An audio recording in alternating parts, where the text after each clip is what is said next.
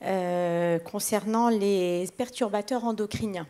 Alors, on sait tous que les maladies allergiques sont en perpétuelle croissance et l'impact de l'environnement a un rôle prépondérant. Et bien au-delà de leur action hormonale, on va voir comment est-ce que les perturbateurs endocriniens, dès le plus jeune âge, peuvent moduler la réponse immunitaire. Et quoi de mieux qu'un immunologiste bien pointu et allergologue pour répondre à cette question. Donc, vous connaissez le docteur Habib Chaban, et qui, pour la petite anecdote, était mon directeur des mémoires il y a plus de 20 ans. Merci, Habib. Merci beaucoup, Merci. Leïla.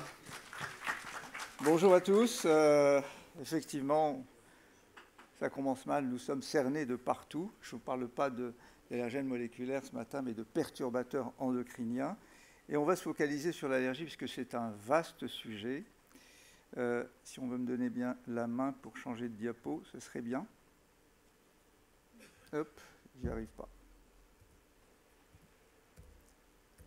Le régisseur, s'il pouvait activer le... On n'arrive pas. Bon, en tout cas, en attendant que ça se débloque, on va parler de perturbateurs endocriniens. Et on vit donc dans un environnement... J'arrive pas à passer les diapositives, effectivement. C'est bloqué. Et donc, je voulais commencer par vous parler de cette notion d'exposome. Alors, je vais laisser le micro.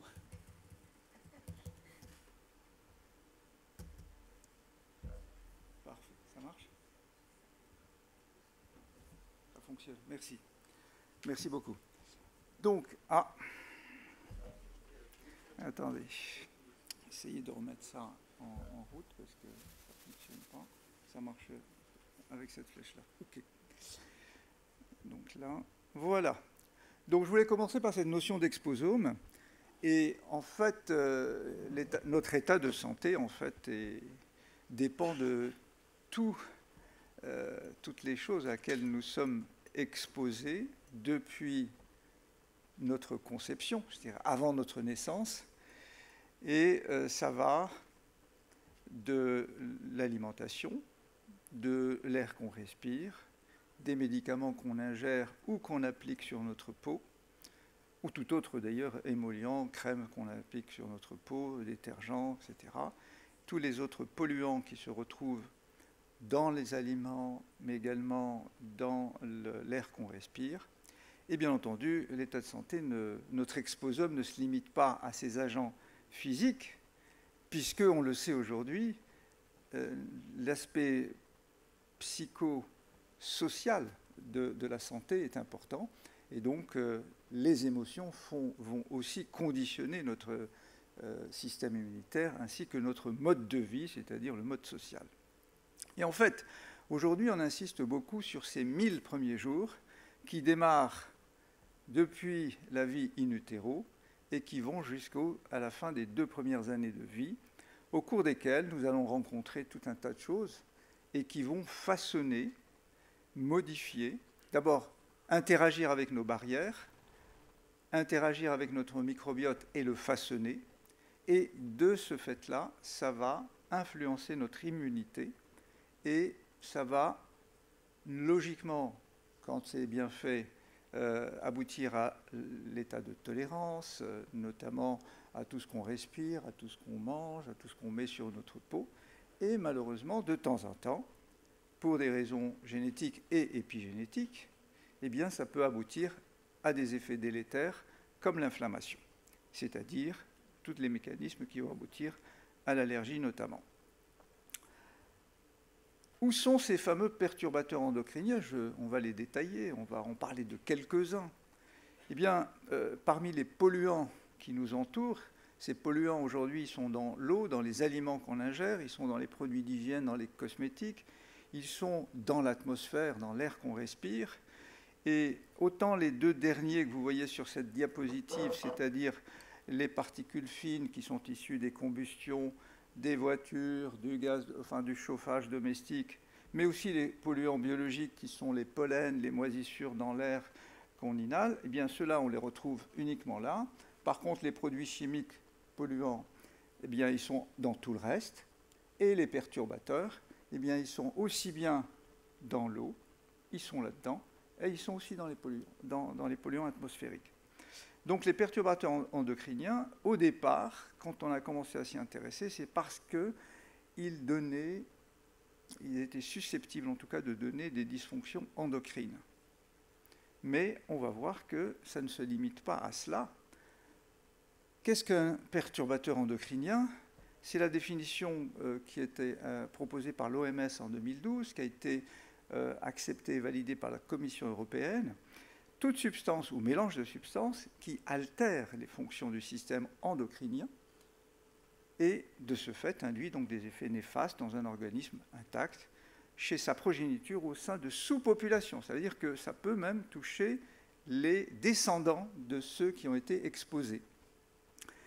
Et j'ai mis un chiffre ici en rouge, environ 800 substances chimiques, on parle de petites molécules, des contaminants le plus souvent, présents à des quantités parfois extrêmement faibles, difficilement détectables parfois. Donc substances chimiques ont des propriétés perturbatrices endocriniennes avérées. Pas toutes avérées, pardon, ou suspectées. Parce que ici, vous voyez, alors l'ANSES, c'est l'Agence nationale de santé qui s'occupe notamment des aliments et de l'environnement, eh bien, il y en a 66 aujourd'hui qui sont avérés, les autres sont présumés ou suspectés. Et parmi ces 66, il y en a 16 qui sont étroitement surveillés aujourd'hui.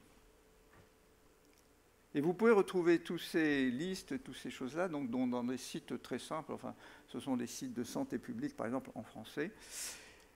Les perturbateurs endocriniens avérés, ce sont certains pesticides, des organochlorés, des fongicides, des herbicides, qui sont utilisés soit dans l'agriculture, soit dans les traitements des eaux, soit dans, tout simplement, comment dirais-je, chez nous, à la maison, pour tuer les moustiques, tuer les cafards, etc., etc.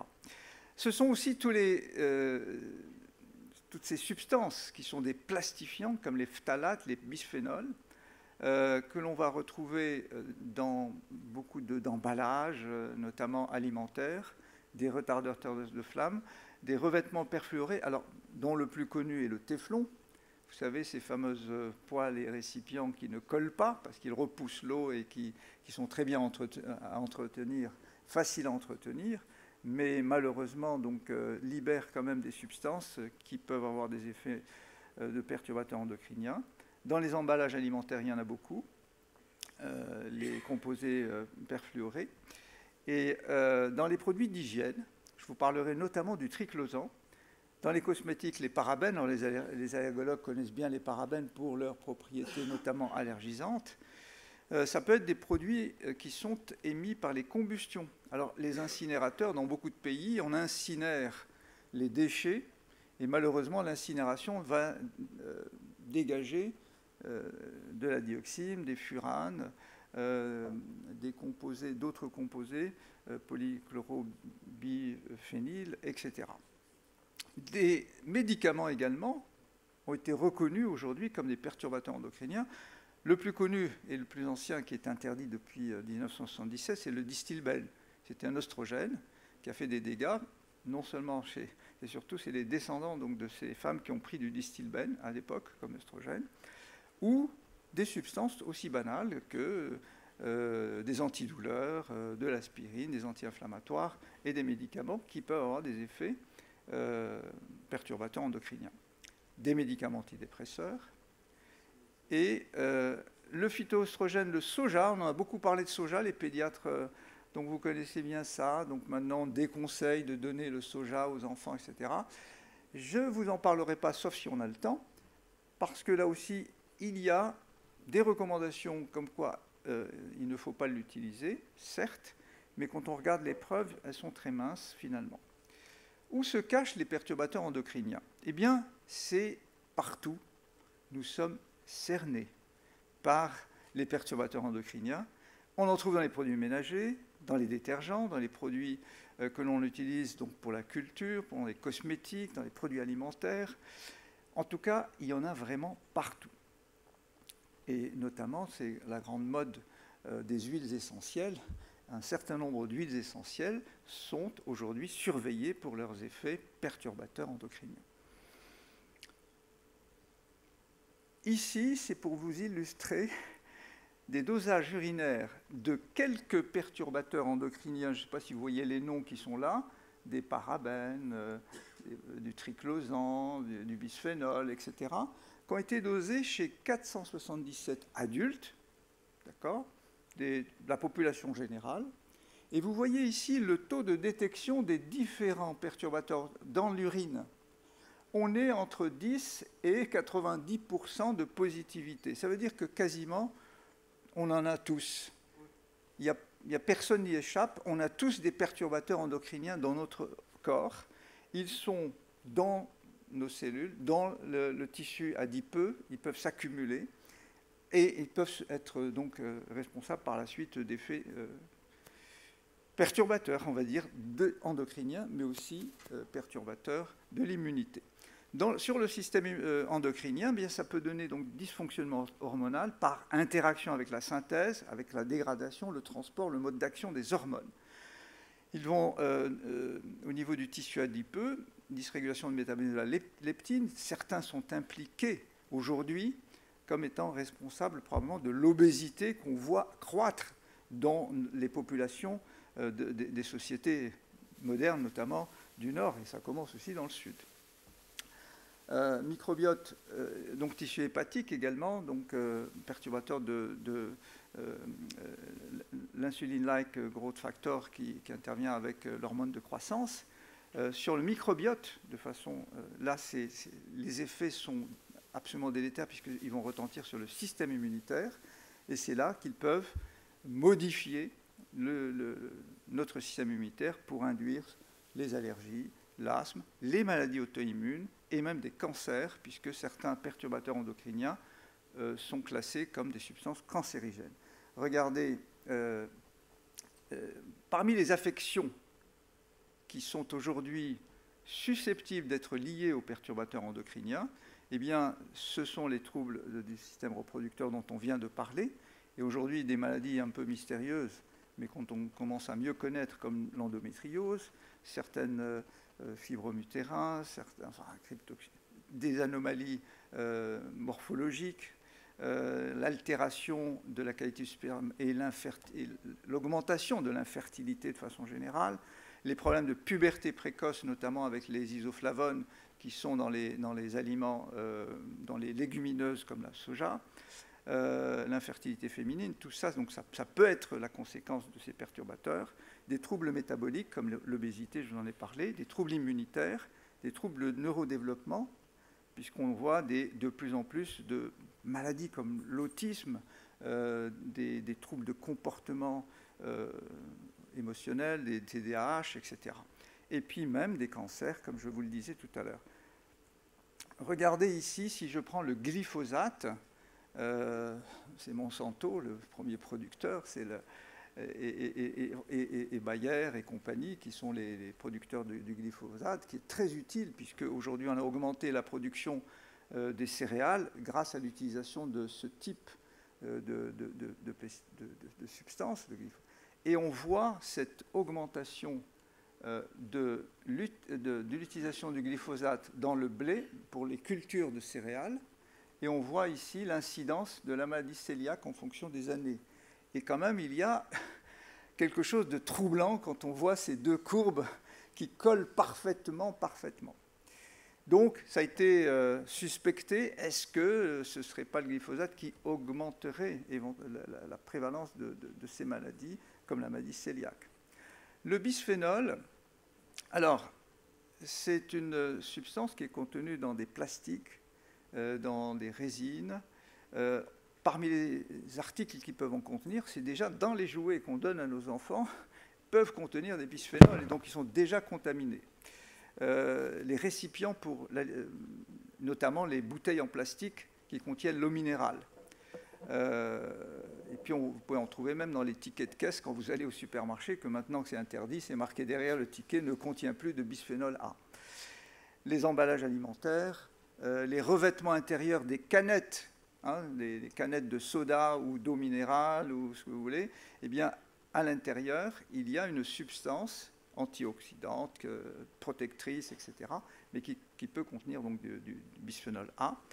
La principale voie, bien sûr, c'est la voie orale, puisqu'on les ingère, ces bisphénols, et il y a un lien qui est démontré entre l'exposition prénatale et les premières années de vie et l'asthme qui augmente.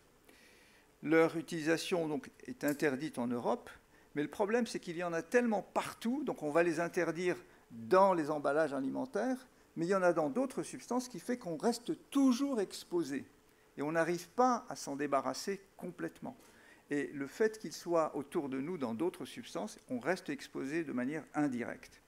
Les phtalates, c'est les revêtements de sol, les sols en PVC, vous savez, les jolies dalles qu'on met dans nos cuisines, dans nos appartements, etc., ou dans les bureaux, eh bien, ça contient des phtalates, ça libère, ça sent, hein, quand vous rentrez dans un appartement ou dans un bureau qui vient d'être refait, eh bien, ça sent non seulement la colle, mais aussi ce plastique qui dégage des substances. On en retrouve dans les jouets, dans les faux cuirs, dans certains produits biomédicaux, dans des produits cosmétiques, dans des emballages alimentaires. Donc finalement, on est entouré de phtalates. Ils sont utilisés depuis les années 50. Ils ont été interdits, par exemple, dans les emballages alimentaires, etc. Mais comme il y en a aussi partout, eh bien, on reste exposé parce qu'il y en a encore autour de nous. Et on retrouve donc concentration de phtalates plus élevée dans la poussière domestique chez les enfants allergiques ou asthmatiques. Ça a été également démontré par des études. Ils auraient donc des effets de bloquer la testostérone, des hormones thyroïdiennes, des troubles de fertilité, des malformations génitales, et ils ont été donc également associés à une plus forte prévalence d'asthme et d'allergie. Le triclosan, alors le triclosan, c'est également un biocide, c'est-à-dire une substance fongicide, si vous voulez, qu'on va utiliser pour ses propriétés antiseptiques, antibactériennes à large spectre. Et ceux qui sont parmi vous qui connaissent les produits, par exemple Nobacter, d'un laboratoire connu français, pour ne pas citer Pierre Fabre, qu'on utilise comme comme mousse à raser ou comme d'autres substances, comme d'autres cosmétiques que vous voyez ici sur cette photo, eh bien, contiennent du triclosan. Mais le triclosan, on en trouve tout simplement dans les dentifrices. Certains dentifrices donc, contiennent du triclosan, et donc on en ingère tous les jours en se brossant les dents. Qu'est-ce que ça fait? Eh bien, le risque est confirmé d'augmentation de la sensibilité allergique, risque aussi d'allergie de contact au triclosan, puisqu'on peut le tester dans la batterie des cosmétiques, puisqu'il peut donner des allergies de contact.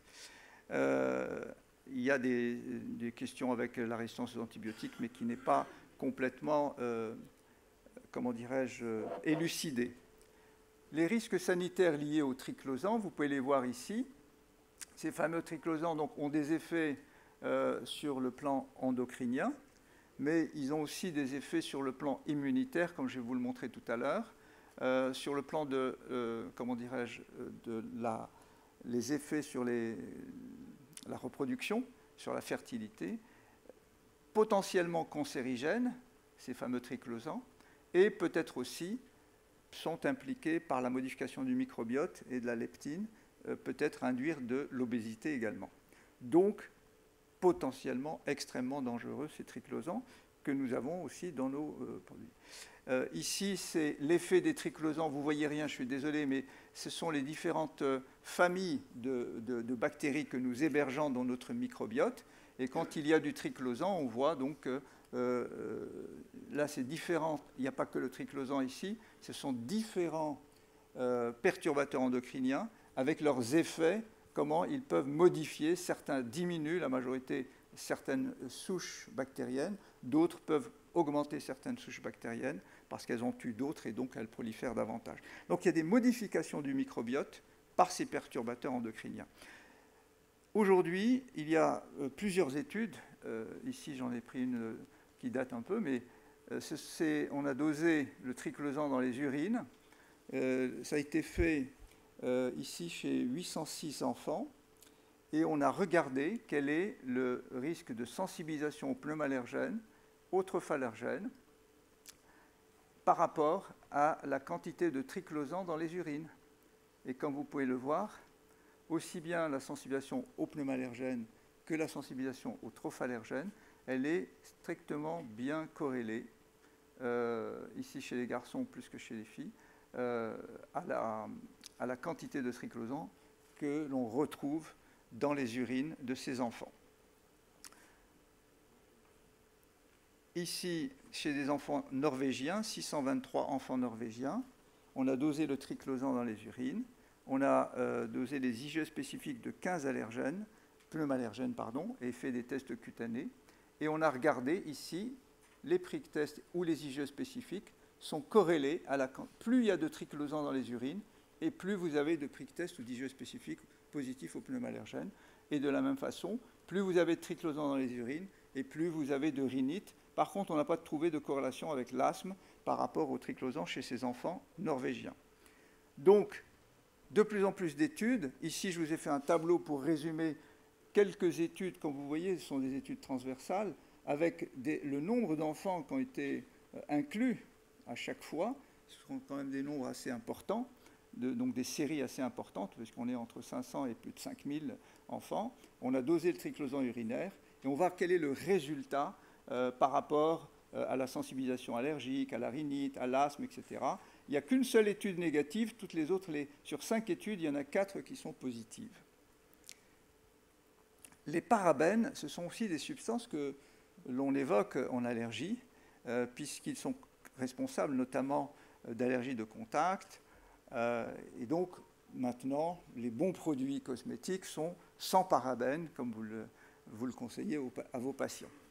Eh bien, ce sont des antifongiques, antibactériens à large spectre, qui sont autorisés, mais dont le pourcentage est réglementé. Certains ont été interdits, d'autres sont toujours autorisés dans les cosmétiques, dans les lessives, dans même des médicaments, dans des additifs alimentaires. Ils sont éliminés assez rapidement quand on les ingère, mais plus lentement chez l'enfant. Et donc, il y a un risque d'augmentation de la sensibilisation allergique et d'asthme lorsqu'il y a une exposition précoce, notamment chez l'enfant, notamment chez le sexe masculin. Et il y a, comme je vous disais, des risques d'allergie au contact.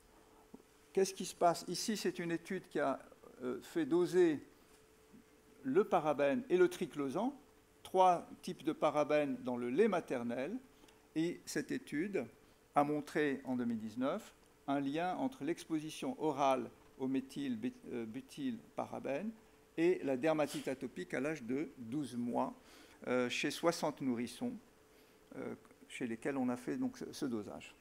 Avec un risque, ici, un odds ratio, donc un risque de développer de la dermatite qui est 8 à 19 fois plus fort que par rapport à cette exposition-là.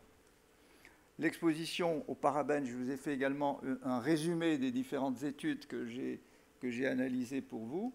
Et on voit ici le nombre de patients qui ont été analysés. On a dosé donc les parabènes urinaires et on a regardé quel est l'impact sur la sensibilisation allergique, sur la rhinite, l'asthme. Et vous voyez, sur 4 études, il y en a 3 positives et une seule étude qui n'a pas montré de relation. Donc, on a de plus en plus de preuves que l'exposition à certains perturbateurs endocriniens modifie le microbiote, modifie le système immunitaire, augmente le risque de sensibilisation, augmente le risque de rhinite, voire d'asthme chez les enfants. Les nitrates et les nitrites. Alors les nitrates, on en trouve dans l'eau, parce que ça provient essentiellement des engrais nitratés que l'on utilise pour traiter les cultures, et ça se retrouve dans l'eau ensuite que l'on boit. Et aujourd'hui, il y a une réglementation pour ne pas dépasser certains seuils. Les nitrites, on en rajoute notamment dans toutes les charcuteries.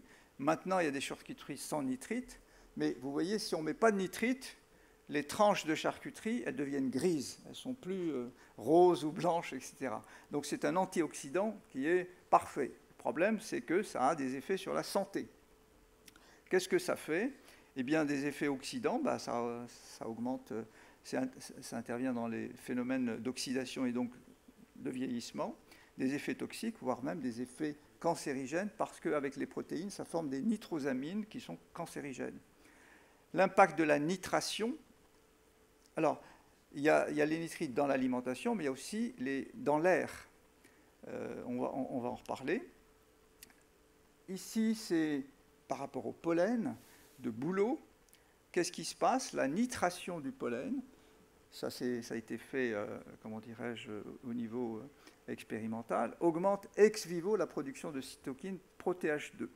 Et cette nitration, donc, de la tyrosine au niveau du BET-V1 va augmenter son allergénicité. Ici, si cette nitration intéresse une protéine comme la bêta-lactoglobuline du lait, donc ça a été fait chez des souris, vous allez me dire c'est un travail expérimental, mais on montre que la nitration de la bêta-lactoglobuline augmente son allergénicité. Et donc aujourd'hui, lorsque on consomme de l'eau riche en nitrate ou lorsqu'on consomme comment dirais-je, des aliments qui contiennent ces nitrates ou nitrites, eh bien, on augmente aussi l'allergénicité des protéines que l'on ingère et probablement, donc, par ce biais-là, on se sensibilise davantage. Donc, aujourd'hui, moins d'une centaine de substances sur les 800 qui sont suspectées être des perturbateurs endocriniens. Donc, moins d'une centaine sont des perturbateurs endocriniens avérés.